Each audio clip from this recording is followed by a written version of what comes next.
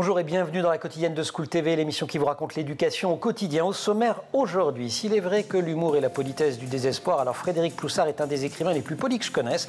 Depuis son premier roman intitulé Mobilette, est paru en 2021, jusqu'à ce 1er avril qui vient de sortir, il s'empare de sujets graves avec un humour aussi âpre que jubilatoire. Il est l'invité du Grand Oral. Dans l'Anti-Sèche, on réveille cette semaine notre culture générale en histoire de la médecine. Question du jour, où fut découverte l'anesthésie? Réponse et explication dans moins de 10 minutes avec Jean-Noël Fabiani-Salmon. Et puis enfin, notre rendez-vous hebdomadaire avec Célie Luton. On poussera, comme chaque semaine, les portes de sa librairie pour des conseils de lecture pour les enfants et les ados. La quotidienne de School TV, c'est maintenant, c'est parti. Grand Oral. Frédéric Ploussard, bonjour. Bonjour. Ravi de vous accueillir. 1er avril vient de sortir aux éditions Héloïse d'Ormesson. On suit les pérégrinations de Pierre, père de 2 enfants et dont la femme vient de mourir d'un cancer. Et comme le personnage principal de Mobilette, votre premier livre, et surtout comme vous, il travaille, ou il a travaillé du moins, pour ce qui vous concerne, dans un secteur dont on parle régulièrement sur ce plateau, celui de l'aide sociale à l'enfance. Vous avez longtemps été éducateur spécialisé? Oui, il y a une bonne quinzaine d'années. Pourquoi vous aviez choisi ce métier? Alors je crois qu'à la base, j'ai travaillé beaucoup avec des enfants et des adolescents qui souffraient de troubles de comportement et de la conduite. Et je pense que moi-même, je souffrais de troubles de comportement et de la conduite d'une manière différente. Mais en tout cas, je pensais être à l'écoute et en lien avec eux. Ça a été vraiment la chose qui m'a incité à entrer dans ce beau métier, hein, compliqué mais beau. C'est vrai que ce qui frappe en vous lisant, c'est que ces enfants, ces adolescents que vous décrivez, au mieux ils sont intenables, au pire ils sont ingérables, mais vous êtes, j'allais dire, inconditionnellement de leur côté. Parce qu'ils sont touchants aussi. Ils sont touchants, ils sont dans une mer de noir, très souvent. Hein. Ils ont vécu des choses qu'on ne souhaiterait à personne de vivre. Et ils se retrouvent dans une situation où l'éducateur est le seul référent. À un certain moment, tout le monde les abandonne parce que leurs réactions sont inadaptées, inappropriées. Et là, c'était vraiment ce qui me plaisait, ce côté de pouvoir travailler avec eux et de pouvoir les rendre curieux. C'était ça, mon objectif de travail lorsque j'étais éducateur. Et c'est de cette première expérience que vous aviez tiré Mobilette, superbe roman, paru en 2021. J'ai oublié tous les prix que vous aviez gagnés, mais bref, il y en a eu plein à l'époque. Oui, il y en a eu quelques-uns. Quelques-uns. Notamment Stanislas, à Nancy, ouais. Ouais, voilà. Et qui était habité par cette expérience-là. Il y avait une énergie complètement dingue. Oui, absolument. J'avais des choses à dire. J'avais envie à la base, dans Mobilette, de présenter ces enfants et ces ados pour ce qu'ils sont vraiment. C'est-à-dire, pas uniquement des délinquants, pas uniquement des jeunes violents, mais des jeunes qui sont perdus, des jeunes qui essaient de survivre, des jeunes qui se retrouvent dans des groupes à l'internat, dans des foyers où le groupe est dur, où le jeune est parfois perdu à l'intérieur et où les difficultés s'accumulent et où ils veulent s'en sortir, pour certains, pour d'autres un peu moins. On va évidemment parler de 1er avril, qui est le nouveau roman que vous sortez, mais je signale que Mobilette vient d'être réédité chez Pocket. Donc si vous ne l'avez pas encore lu, vous pouvez le lire. En plus, ça coûte moins cher. Ça fait un petit peu moins de droits d'auteur, mais c'est sympa quand même. Absolument, c'est sympa quand même. Le jeu, c'est des lecteurs. Qu'il s'agisse des enfants placés à l'aide sociale à l'enfance ou de vos propres enfants confrontés... Alors, de vos propres enfants, pardon. Je l'écris comme ça. Je ne vais pas le cacher. En tout cas, des propres enfants de Pierre, le personnage principal de 1er avril. Quand ils sont confrontés à la maladie de leur mère, il y a une sorte de message, une posture éthique dans vos livres. Les enfants, on n'est pas obligé de tout leur dire, mais il ne faut pas leur raconter de salade. Oui, c'est vraiment ça. Effectivement, comme vous l'abordiez, cette histoire est en partie autobiographique. Je pense que, comme dans Mobilette, je me suis servi de mes expériences. Donc celle-là d'expérience, je m'en serais bien passé. Ça a été bien compliqué, bien dur. Et je voulais effectivement mettre mes enfants, comme je l'avais fait dans Mobilette pour ces jeunes accueillis en foyer, mettre mes enfants pour ce qu'ils ont été, comment on les a gérés, comment on les a emmenés et comment on les a protégés aussi, malgré la fin inéluctable. Alors il n'y a pas de suspense sur la fin, c'est pour ça que j'ai spoilé, comme on dit. En revanche, le livre n'est pas seulement, même s'il commence une fois le décès de l'épouse de Pierre, Anne, arrivé, on remonte, il y a des effets de va-et-vient. Ils sont petits, les enfants de Pierre et Anne Diane, 5 ans, Achille 7, nous ne leur cachions rien, nous ne leur disions pas tout, mais nous ne leur cachions pas l'essentiel, la maladie de leur maman était grave, nous ne leur faisions pas porter un fardeau trop lourd non plus. Oui, c'était bien ça qu'on avait à l'esprit, de ne pas les laisser de côté, de pouvoir leur expliquer, comme Anne était infirmière anesthésiste et travaillait à l'hôpital, donc il y avait ce côté médical au départ qui était une seconde maison, un peu quelque chose de pas inquiétant du tout, l'hôpital, et donc les enfants, on a pu les emmener en tout cas sans, je pense, quand je vois où ils en sont aujourd'hui, sans traumatisme trop grave, quoi. Bien sûr, ils ont vécu cette période très difficile, ils étaient petits, mais ils n'ont jamais été mis à l'écart, on les a emmenés avec nous. Voilà. Un mot sur 1er avril, sur ce titre, évidemment, il n'est pas là par hasard. Non, il n'est pas là par hasard, parce que ce livre est monté en fait avec 2 histoires, donc cette histoire dramatique du cancer et de ce couple qui se retrouve confronté à cette horrible maladie. Et puis l'année suivante, le conjoint survivant, donc Pierre, organise des petites vengeances pour régler ses comptes avec des petites vengeances. Comme ces choses sont élégamment dites. Des petites vengeances bien élaborées. Et c'est un peu le côté drôle du livre, parce que voilà, de toute façon, c'est ma manière d'écrire.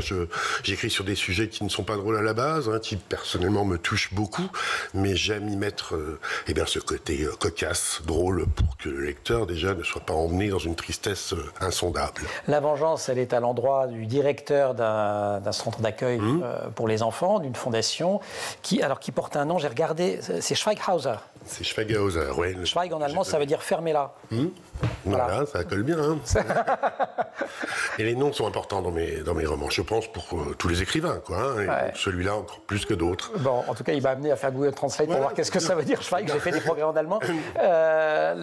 Ça se passe donc dans un centre d'accueil. Et là, vous faites un portrait en creux, parce que c'est pas le cœur du bouquin, mais quand même, d'un système. Enfin, c'est un peu Orpea pour les... c'est la version aide sociale à l'enfance d'Orpea pour les maisons de retraite ou de Babylou pour les crèches, quoi. Il y a un peu quelque chose comme ça, quoi. Hein, clairement, hein. Bon, c'est pas j'ai forcé le trait dans le livre, bien sûr. Hein, donc dès le départ, je dis qu'il y a des institutions qui fonctionnent très bien, mais le problème dans ce fonctionnement de ces différents centres, foyers, qui parfois ont des conventions collectives particulières, ont des statuts particuliers. Il y a un fonctionnement en vase clos, et surtout, il y a, excusez-moi.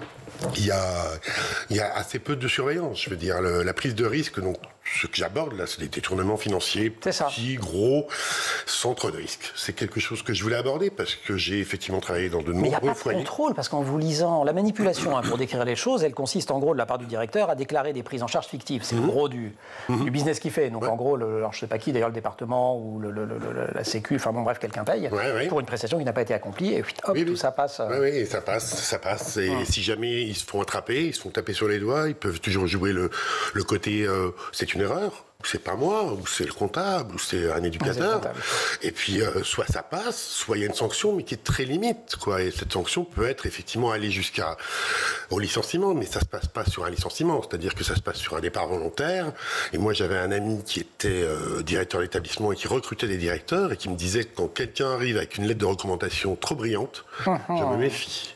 Parce que quand il y a ce cas de figure dans ces centres, c'est l'omerta qui prime, quoi. Et donc, on demande aux voleur, à l'escroc de partir, mais sans faire de bruit. On lui fait une belle lettre pour qu'il puisse retrouver du travail dans le département d'à côté. Ça existe dans quelques autres secteurs. L'aide sociale à l'enfance, l'hôpital, la caisse d'allocation familiale, qui est l'endroit où commence 1er avril, quand on parle de la façon dont nos vies intimes s'inscrivent dans le collectif, qui est un de vos grands sujets aussi, me semble-t-il. On parle de ça aussi, la façon dont on est administré. Oui, bien sûr, dont on est géré, dont on est représenté, comment on est suivi, comment on peut être accueilli aussi. Hein. Il y a parfois un décalage complet, quoi. On se retrouve individuellement, je dirais, perdu dans une administration qui parfois nous étouffe un peu. Et puis à l'inverse, quand on peut se retrouver directeur d'établissement au bon endroit, au bon poste, la tentation, je dirais, de taper dans la caisse, de racler un petit peu, est assez forte. Puisque la sanction possible est assez faible. Alors le personnage de Pierre, qui est quand même assez haut en couleur et qui ne fait pas non plus la vie facile à son directeur, enfin bref, la vengeance doit porter là-dessus. Vous inscrivez vos textes dans des lieux dont on parle aussi assez peu dans la littérature. Il y avait le Texas lorrain, dont j'ai découvert l'existence en lisant Mobilette. Bon, là, l'Ardèche, c'est un peu différent, mais enfin quand même, on n'est pas non plus au cœur d'une métropole, quoi. Absolument, des sujets un peu moins porteurs, mais des sujets qui me parlent, hein, puisque le Texas lorrain, j'en viens, hein, j'y suis né au moment où justement... C'est où le Texas lorrain, pour celles et ceux qui ne sauraient pas? Alors c'est dans l'Est, c'est en Lorraine bien sûr, donc c'est dans ce vaste espace du nord de la Meurthe-et-Moselle, de la Moselle, dans lequel il y a eu la sidérurgie notamment et les mines de fer, et qui ont à un moment apporté prospérité pour et plein emploi pour toute la région, et puis qui, lorsque la boutique a fermé, a plongé la région, et elle y est toujours, hein, je pense, dans une misère assez importante, quoi. En plus avec des côtés frontaliers, quoi, de très, très riche, quoi. Le Luxembourg pas loin, enfin des choses qui montrent vraiment quelque chose d'intéressant. Avec un contraste aujourd'hui entre des métropoles qui vont plutôt bien, voire très bien, de grandes villes étudiantes, et effectivement cette, je ne sais pas comment appeler ça, si c'est pas un arrière-pays, mais enfin bref, ces zones plus éloignées. Voilà, ces zones un peu perdues, oubliées, un peu voilà, qui ne deviennent que des zones, par exemple, de villégiature pour le luxembourgeois, quoi, qui s'installe là, et puis le local cherche désespérément du boulot, quoi.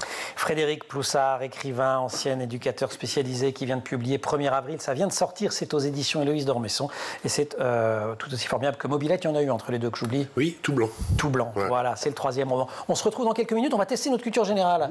Alors en matière médicale, aujourd'hui, vous allez voir, c'est un médecin sympa qu'on a là, un médecin qui parle aux gens. Où fut découverte l'anesthésie? C'est la dernière question de cette série, toute cette semaine, autour de l'histoire de la médecine avec Jean-Noël Fabeni-Salmon. Bonjour. Bonjour. J'ai toujours autant de plaisir à vous saluer et à rappeler que vous êtes professeur de médecine, que vous dirigez l'enseignement de l'histoire. Ils en ont bien de la chance, de l'histoire de la médecine à l'université Paris-Descartes. Vous avez publié de nombreux livres, dont cette incroyable histoire de la médecine. Il y a des éditions et des rééditions depuis qu'elle est née, puisque c'était même la première née de cette super collection des arènes BD qu'on aime énormément ici. Alors, où fut découverte l'anesthésie? Eh bien, elle est née dans une petite ville qui s'appelle Hartford, dans le Connecticut. Mais elle n'est pas née à l'hôpital de Hartford. Bah non, pas à l'hôpital d'Hartford du tout, mais sur un champ de foire. Complètement dingue. Et il y a un dentiste qui se balade là un dimanche. Voilà, il se balade là un dimanche parce que on rigole pas tellement à Hartford. Hein. C'est plutôt des gens très sérieux. Et vous savez, ils vont au temple, ils chantent et tout. Enfin, on est sur la côte est. Ah ouais, ils viennent juste. Le Mayflower n'est pas loin, quoi. Hein. Donc, et il se promène avec son chapeau, enfin bien sûr, son gibus en tête, et il se promène. Et là, il voit une baraque foraine qui s'appelle Au Gaz Hilarant. Alors il dit, bah, ça, les gens... Et là, il voit un gars qui monte au gaz hilarant, qu'il connaît très bien. C'est un gars qui s'appelle Sam, qui n'a jamais vu rire de sa vie. Et le gars... Sam, voilà. Et il monte. Et le battleur est formidable, il raconte des trucs, vous allez voir, vous allez rire et tout. Et en effet, Sam se met à respirer le gaz hilarant et se met à hurler de rire. Mais tellement, il n'a jamais ri de sa vie. Alors, bien sûr, il a un petit vertige, il se sent pas bien, et il perd un peu l'équilibre, et il va tomber de l'estrade.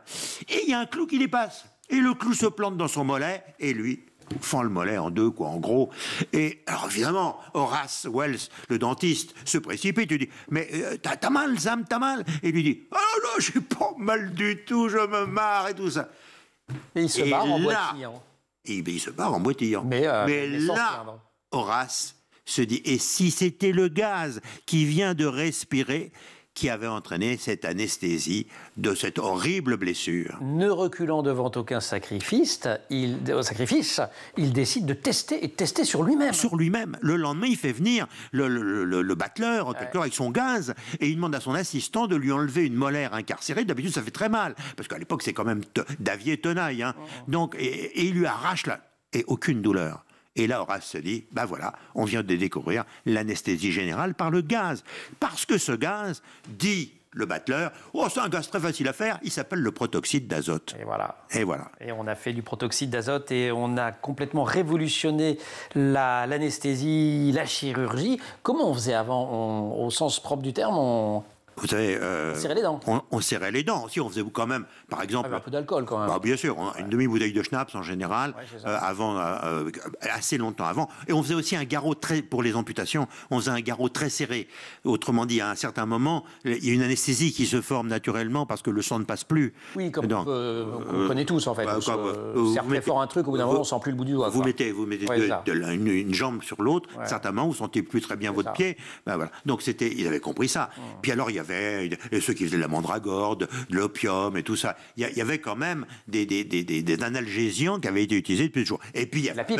Ah bah oui, ça c'est l'arrêt. La pipe de l'arrêt. Il disait, tiens, mon gars, prends ta pipe, serre-la fort, pense à ta belle, allez, je coupe. Et il commençait à scier le fémur.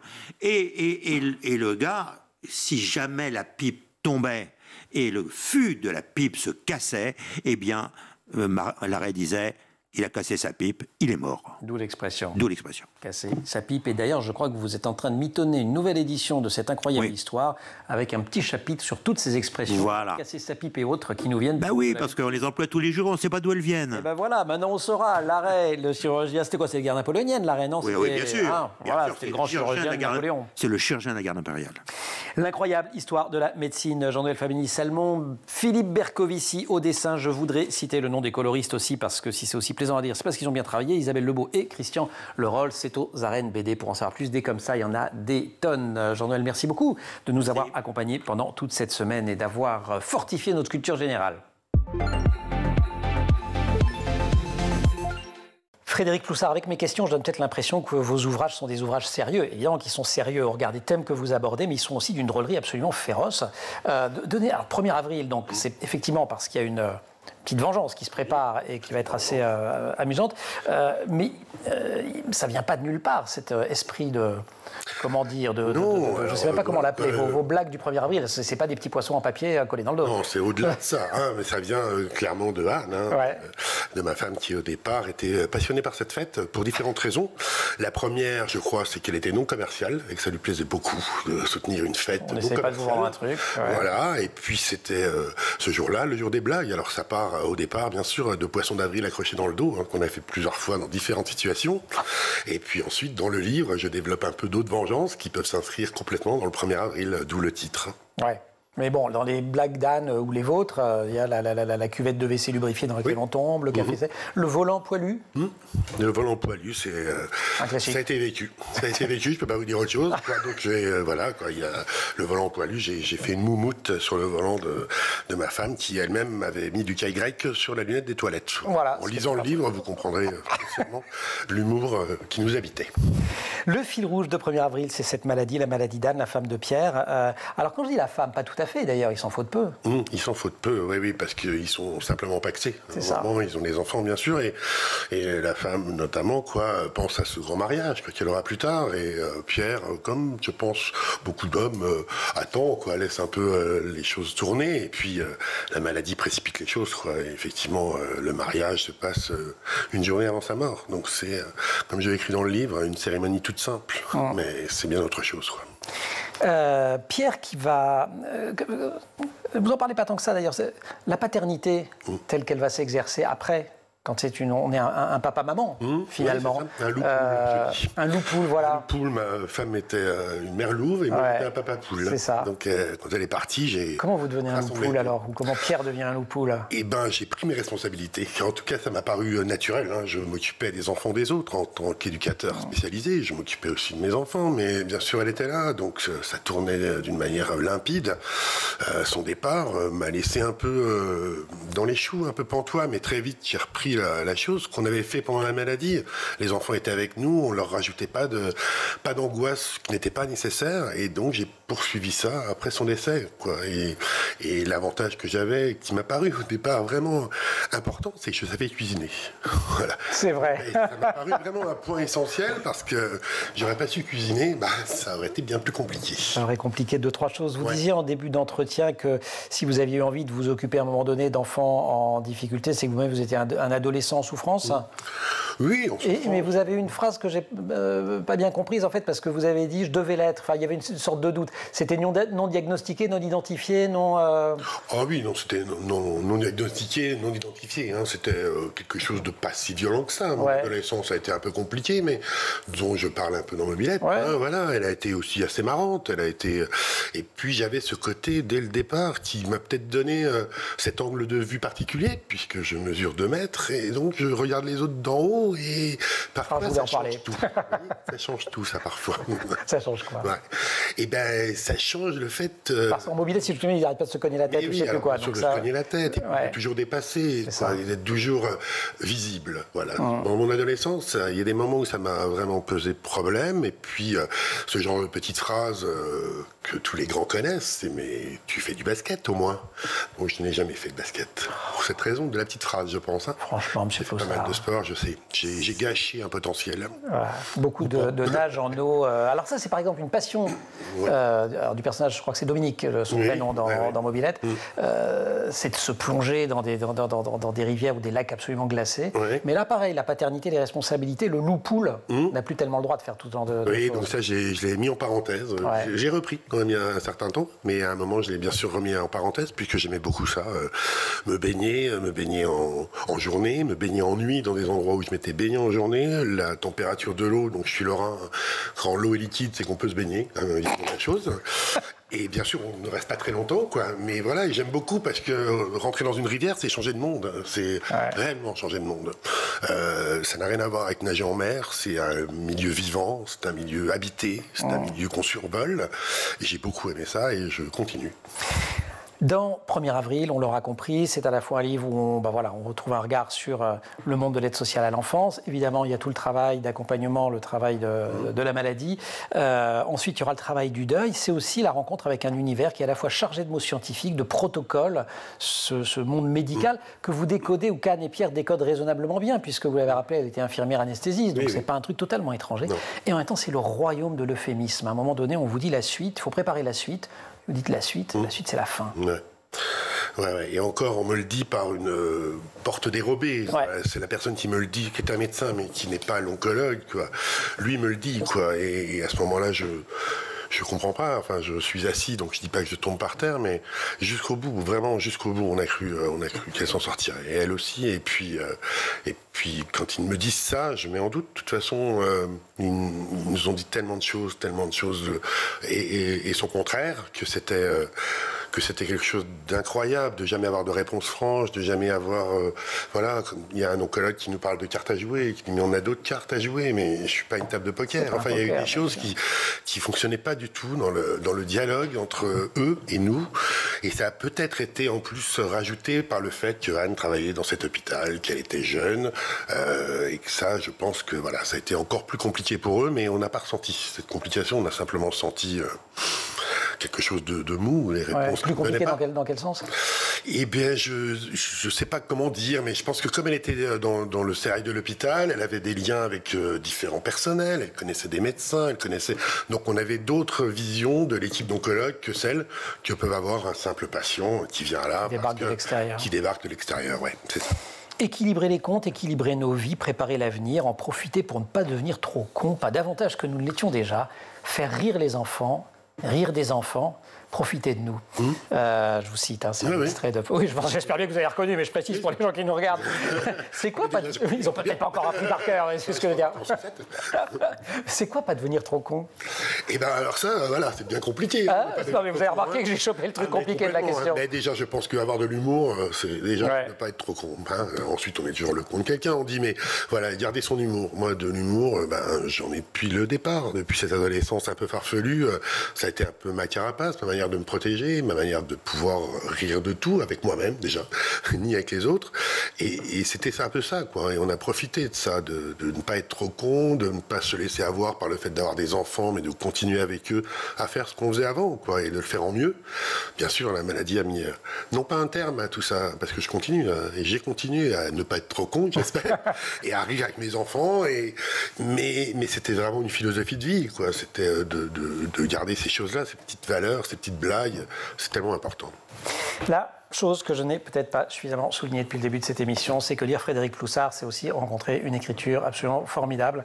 Un grand styliste, en même temps c'est une écriture très directe, mais c'est super rythmé, ça prend aux tripes d'une manière ou d'une autre. Mobilette est réédité, ça vient de l'être du moins chez Pocket, 1er avril, et c'était sorti en première édition chez Loïs d'Ormesson, qui reste votre fidèle éditeur ou éditrice, qui vient de publier votre 3e roman. Le 2e, c'était Tout blanc, et 3e vient de sortir, et c'est 1er avril. On va pousser les portes d'une librairie, qui est une librairie jeunesse. Important la lecture pour les jeunes. Absolument. Et comment? Bon, allez. Et c'est pas Célie Luton qui va nous démentir. Et comme tous les vendredis, on a le plaisir de pousser les portes de la librairie de Célie Luton. Célie, bonjour. Bonjour Emmanuel. Bonjour. Frédéric. Voilà. Vous êtes fan? Ben oui, j'avais lu déjà le premier. Et récemment, le 1er avril. Bon, avril. ça peut être lu par des grands ados quand même entre sûr. nous. Bah ouais, voilà. Bien sûr. C'est quand cadeau. on est à la frontière. J'ai envie de lire un roman adulte. Je sais pas. Ah, il y a 2 mois de vacances. Parfait. Ouais. En plus, il y a une plume absolument extraordinaire et qui peut parler aux jeunes. Alors, petite sélection du jour. C'est quoi le point commun de nos 3 ouvrages? Des lectures qui font du bien. Ah bah c'est une très bonne idée. On On commence avec le docteur du cœur, donc ça c'est chouette. Oui, voilà, parce qu'on a des moments, des fois, pas Christine toujours très Artsen. sympas. Christine Artsen, oui, à l'école des loisirs. Je vous ai déjà beaucoup parlé de la Reine des Bisous, donc je me suis dit, bon, le docteur du cœur, elle s'appelle Pépita. Et Pépita, elle guérit tout le monde. Le hérisson qui a des problèmes avec ses piquants, le lapin qui a ses oreilles qui n'arrivent plus à se redresser. Attention. Le lapin. Oui, je sais pas, c'est l'histoire d'un lapin, moi. Et il a perdu son meilleur copain, donc elle le comprend, elle va l'aider. L'ours, il dort tout le temps. Elle lui dit, mais c'est normal, les enfants n'arrêtent pas de jouer avec toi. Ton cœur est fatigué. Je pourrais t'en donner un autre, mais tu ne seras plus le même. Repose-toi. Et tous les animaux viennent la voir, on chante, on danse, c'est la belle vie. Même le loup va devenir végétarien pour elle. Bon, en même temps, ses dents sont pas dans un très bon état, c'est normal. Et le jour où Pépita a elle aussi un chagrin, un petit mal au cœur, tous ses passions vont venir et le loup sera même pour elle le charmeur du cœur. Oh là là Oh, je là sais, là c'est là, beau, c'est c'est trop beau. mignon. Oui. Et voilà, le charmeur du cœur. Et on regarde, je vous le montre juste pour que vous ayez une idée du dessin, parce que c'est très tendre et c'est... Précis, à partir de quel âge? C'est acidulé, à partir de 3 ans. Dès le moment où l'enfant Super. se pose et qu'il ne déchire plus les livres. Une autrice qu'on aime beaucoup ici, Malika Ferjouk, Les Jours Roses. On est encore à l'école des loisirs, mais cette fois dans la question 9. 9 à partir de 8-9 ans. Première édition 1993. Ça n'a pas pris une ride. Ça a été réédité en novembre... 2024, mais je ne sais plus quel mois, je ne dirais pas de bêtises. Et c'est l'histoire de Julius, un petit garçon qui est en fin de primaire. C'est une véritable fée du logis. Il a toujours vécu avec papa. On ne sait pas pourquoi, mais surtout l'intérêt, c'est qu'il a décidé que papa ne devait plus rester seul. C'est fini. Il ne sait pas pourquoi. Père, c'est un génie. Vous avez vu ça, vous? Oui. À un moment, les enfants qui ont dit papa, il ne faut pas rester tout seul? Non, ils n'ont pas dit ça. Ils n'ont pas dit ça. Non, C'était bien avec moi. il y a une autre chose. Non, parce que là, attention, papa a quand même failli brûler l'appartement. Donc bon, il faut peut-être... Ah ouais. Et Julius en a marre d'être la fée du logis. Non. Heureusement, Elsa, sa meilleure copine, amoureuse, future femme, et la tante d'Elsa, grande Bah, vous avez admiratrice du spoilé, roman À l'eau de rose, Ouais. vont l'aider. Comment est-ce qu'on trouve une femme pour papa, à votre avis? J'ai rien, moi. Comment les adultes, vous savez quand vous êtes amoureux? Comment on sait que vous aimez quelqu'un? Il y a quelqu'un qui bat. Et oui, mais ça on le voit pas, on n'est pas à l'intérieur. Ah bon, d'accord. Ah, on rougit. Et ben voilà, Ah vous avez les joues roses, D'accord. vous êtes amoureux. Grâce à Julius et Elsa, papa retrouvera le bonheur. Extraordinaire. Un C'est classique super. du roman d'humour et du roman d'amour. C'est dans la collection 9. Ouais. Poche, on quitte l'école des loisirs pour aller du côté du seuil avec de Céline Gourgeot, Nina Perle-Nord. Oui, Nina Perle-Nord. Alors là, pour le coup, on se rapproche plus de 1er avril, puisque Nina vit avec son papa. Et là, son papa, lui, le deuil de la maman est tout frais. Il a du mal à joindre les deux bouts. Il est perdu et sa fille endosse souvent le rôle de l'adulte et des responsabilités jusqu'au Alors, jour qui est plus grande, c'est là où vous n'êtes pas comme dans 1er avril, elle a 14 ans. Exact. Ouais. Et là, ils reçoivent un mail, un courriel d'une tante Suzanne qui leur promet un bel héritage à la condition qu'ils aillent disposer ses cendres. Donc, Dispersée. oui, disperser ses cendres. Loin. Évidemment, on part dans un road trip avec le père et la fille. Et si le sujet n'est pas facile en apparence, l'humour et le texte vraiment permettent de s'attacher. Et elle perd le nord parce que c'est en Suède qu'on va. Voilà. Donc c'est aussi un roman où on voyage. Alors elle le perd, mais elle le retrouve parce qu'on part sur une histoire avec père et sa fille. Et finalement, on va faire plein de rencontres. Ils étaient isolés, ils avaient plein de questions et ils vont trouver les réponses. Après, je ne vais pas tout dire. Parce Bah non, on dit pas tout, on dit jamais tout Mais ici. oui. À partir de quel âge? 12-13 ans. 12-13 ans. Oui. Année collège. Ouais. Génial. Célie, merci beaucoup. C'est important la lecture. Mais bien sûr, c'est essentiel la lecture. Ouais. Hein, voilà. Je trouve aussi. Ça et la cuisine. Alors oui. Oui. Eh ben, on vous réinvitera à ce moment-là dans l'émission un jeudi parce qu'on a une chronique qui s'appelle Plateau Repas assurée par Sandra Ferreira. Donc nous aussi on considère que c'est important. Célie, merci beaucoup. On redonne les titres. Le Docteur du cœur, c'est chez Pastel à l'école des loisirs et c'est de Christine Artsen. Les Jours Roses, le classique de Malika Ferjouk dans la collection 9 poches même de l'école des loisirs et de Céline Gourgeot, Nina Perle-Nord, c'est au seuil. Merci beaucoup. beaucoup. Merci beaucoup, Frédéric. On redit qu'il faut lire chez Héloïse d'Ormesson à 1er avril. Et on a le droit de relire les autres. Merci beaucoup aussi à toute l'équipe de l'émission. Laure Audemont au maquillage, Marine Plantec et Dylan Colère à la préparation, qui sont en régie aujourd'hui avec au son Héloïse Merlin et à la réalisation Romain Luc. Vous restez sur School TV, vous nous retrouvez nous en permanence sur Internet et sur les réseaux sociaux.